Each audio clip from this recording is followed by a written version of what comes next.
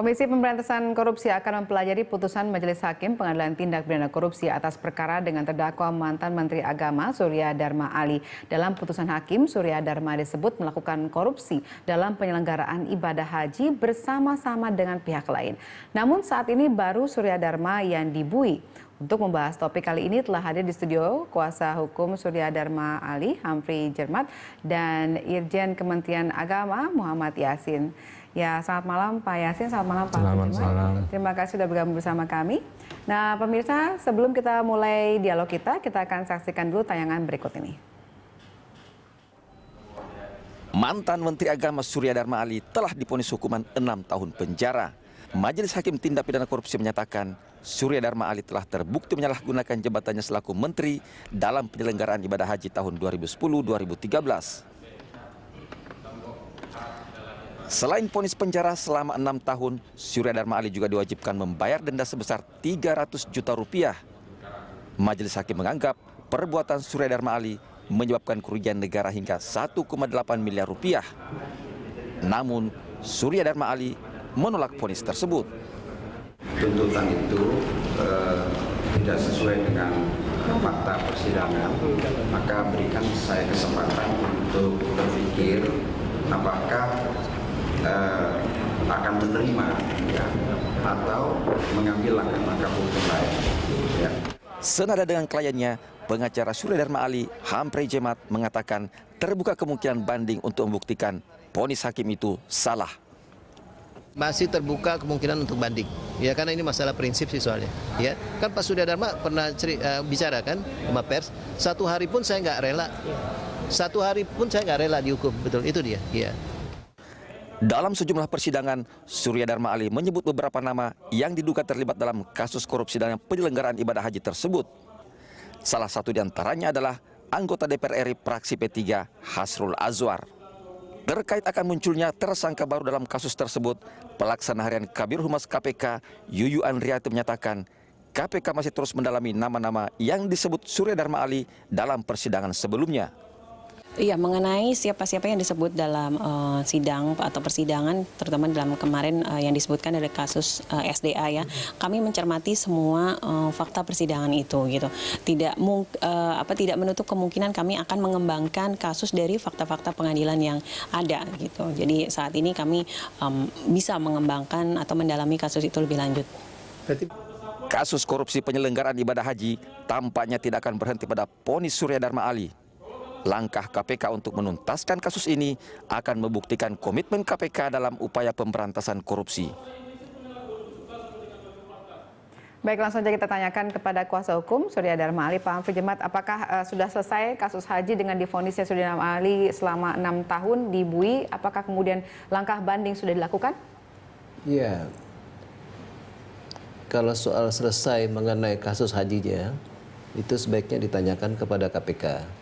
Tapi kalau menyangkut apa yang terjadi dengan Surya Dharma Ali, itu jelas Pak Surya Dharma Ali seperti yang dijelaskan tadi, bahwa dia tidak bisa menerima putusan hukuman yang dijatuhkan oleh majelis hakim, dan tentu akan mengajukan banding. Dan memang sebenarnya sudah diajukan banding untuk itu. Ya. Ya, lalu kemudian apa yang kemudian akan menjadi argumen dari pihak Surya Dharma Ali untuk memperkuat bandingnya kali ini? Ya, ada hal yang sangat prinsip dan mencolok sekali dalam persoalan Surya Dharma Ali, yaitu kalau kita lihat fakta persidangan, ya, dengan apa yang menjadi dasar pertimbangan majelis hakim, itu sama sekali jauh berbeda. Dan terus terang saja majelis hakim ini mengambil semuanya apa yang menjadi dakwaan dari pihak jaksa penuntut. Contohnya nih, ya, mengenai soal DOM. Nah, itu sudah jelas bahwa mengenai DOM itu Pak Surya Dharma Ali itu kan sebagai pengguna anggaran. Ada kuasa pengguna anggaran yaitu Sekjen, ya, di mana Sekjen itulah yang mendapatkan laporan terhadap apa yang dilakukan untuk pemakaian DOM tersebut. Pak Surya Dharma Ali sama sekali tidak mendapatkan laporan mengenai hal tersebut. Jadi dalam hal ini memang ya bagaimana tanggung jawabnya bisa diberikan kepada Pak Surya Dharma Ali, sedangkan dia tidak sama sekali mendapatkan laporan mengenai soal penggunaan DOM tersebut. Dan yang berkaitan dengan katanya penggunaan untuk bersifat pribadi ya atau untuk anaknya itu, nah itu sama sekali Pak Surya Dharma Ali tidak pernah memerintahkan. Dia hanya menyatakan misalnya ya dia harus pergi kemana dan itu disiapkan semuanya oleh katakanlah ya bagian-bagian yang ada di sana.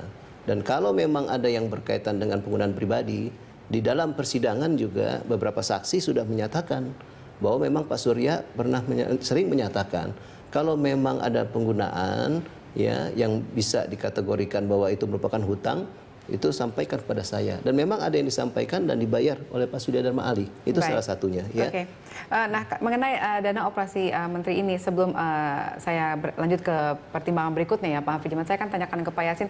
Tadi Pak Hafidz sempat mengatakan bahwa ini sebaiknya dilaporkan kepada Menteri. Apakah itu memang yang seharusnya dilakukan sehingga akhirnya tidak menjadi permasalahan untuk DOM ini, dana operasional Menteri?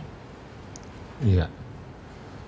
Jadi mengenai DOM ini merupakan kekuasaan penuh dari Pak Menteri.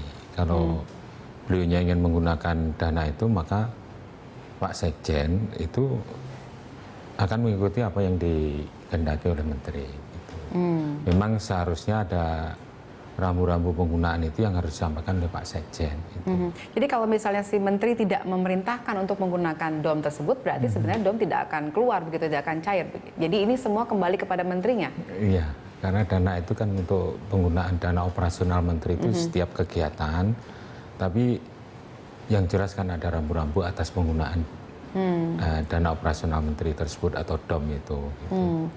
Nah, yang bisa memagari agar tidak timbul misalnya saja penyalahgunaan kewenangan atau penggunaan yang tidak pas dengan syarat-syarat yang ditentukan, maka ya Pak Sekjennya yang bisa mengingatkan. Tapi biasanya kan pakai itu Sekjennya seperti itu. Oke, jadi kalau misalnya tadi Pak Amri mengatakan ini tidak dilaporkan kepada Menteri, kenapa bisa seperti itu? Kan harusnya semua keluarnya dari Menteri perintah untuk pengeluaran DOM ini. Begini, Menteri itu kan nggak mencampuri soal-soal yang bersifat teknis sekali, ya. Menteri tidak katakanlah tiap hari dilaporkan mengenai hal tersebut. Menteri hanya menyatakan apa yang menjadi tujuan dia untuk penggunaan kepergiannya seperti apa begitu. Contohnya nih yang dipersoalkan juga di pengadilan itu. Misalnya Menteri katakanlah mau berangkat dan menggunakan untuk fasilitas VIP di bandara. Nah, tentu dalam hal ini kan semuanya disiapkan mengenai penggunaan itu. Nah, kalau kemudian ternyata ada petugas dari Kementerian Agama yang membayar untuk katakanlah penggunaan VIP tersebut, ya tentu kan Menteri nggak tahu soal-soal seperti itu, ya. Menteri nggak akan bukan hanya Pak Surya Dharma Ali sendiri, semua juga Menteri akan sama melakukan hal tersebut. Jadi mereka nggak pernah mencampuri hal yang teknis begitu. Tapi kalau menyangkut misalnya hal-hal yang katakanlah bersifat pribadi, memang ada beberapa hal itu memang digantikan oleh Surya Dharma Ali. Contohnya pada waktu ada penganugerahan gelar Dr. Honoris Causa di Malang, itu bersifat pribadi. Itu ada banyak yang berangkat ke sana dan itu memang sudah dinyatakan itu akan digantikan dan memang digantikan itu semuanya. Oke, jadi menurut Anda tidak sepenuhnya kesalahan ini di Menteri begitu, harus juga dilihat peran dari bawahannya yang kemungkinan menggunakan DOM itu tanpa sepengetahuan Menteri begitu? Iya, bahkan ada juga yang sebenarnya katanya penggunaan untuk keberangkatan ke luar negeri seperti ke Jerman begitu ya, di mana itu katakanlah diminta untuk membeli tiket untuk seperti itu, untuk penggunaan yang bersifat pribadi tersebut karena ada keluarga juga katanya anak yang pergi. Dan Pak Surya Dharma sudah bilang semua yang berkaitan dengan hal tersebut itu semuanya digunakan uangnya sendiri untuk pembayaran tiket tersebut. Dan juga ada fakta yang sangat jelas, ternyata memang tidak pernah anaknya itu berangkat ke luar negeri seperti ke Jerman. Jadi bagaimana bisa dinyatakan oleh orang bahwa itu digunakan untuk kepentingan daripada keluarganya. Oke, tapi kalau kita lihat sebenarnya kan kegiatan-kegiatan yang dilakukan itu kan mungkin tidak seperti biasanya. Misal tadi Anda mengatakan ada yang keluar negeri begitu ya, walaupun katanya kemudian akan diganti begitu. Tapi kalau misalnya saya tanyakan ke Pak Yasin dulu yang memang orangnya Kemenak ini, apakah sebenarnya ada batasan-batasan yang harus diketahui seorang menteri ketika menggunakan DOM? Apakah boleh misalnya kata Pak Hamfri tadi dia menggunakan ini untuk kepentingan pribadi tapi kemudian diganti olehnya? Iya. Jadi menggantinya itu kapan? Apakah setelah kasus itu berjalan atau belum? Gitu. Jadi kalau Menggantinya, maaf Pak, saya potong, menggantinya kapan Pak kalau boleh tahu?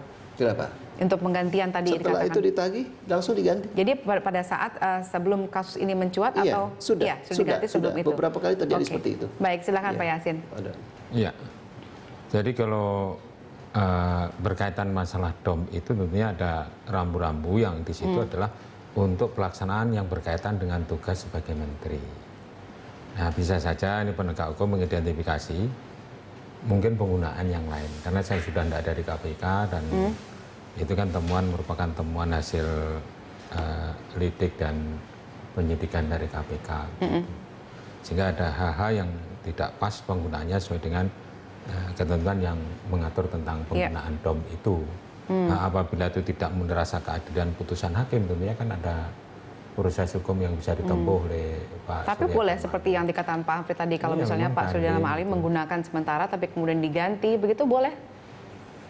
Kalau itu belum terjadi kasus, itu saya kira tidak masalah. Jadi dalam periode budget year yang bersangkutan dan penggunaannya ditertibkan lagi, misalnya kalau pas bersama dengan keluarga, nah, untuk sementara misalnya menggunakan DOM dulu, setelah sesaat setelah pulang menggantikan itu tidak ada masalah. Yang penting LPJ atau laporan pertanggungjawaban jawabannya itu murni memang penggunaan yang berkaitan dengan tugas-tugas sebagai menteri. Oke, baik.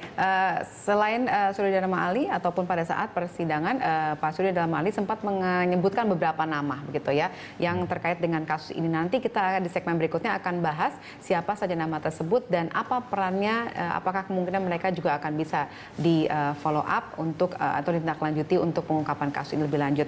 Kita akan kembali sesaat lagi, pemirsa.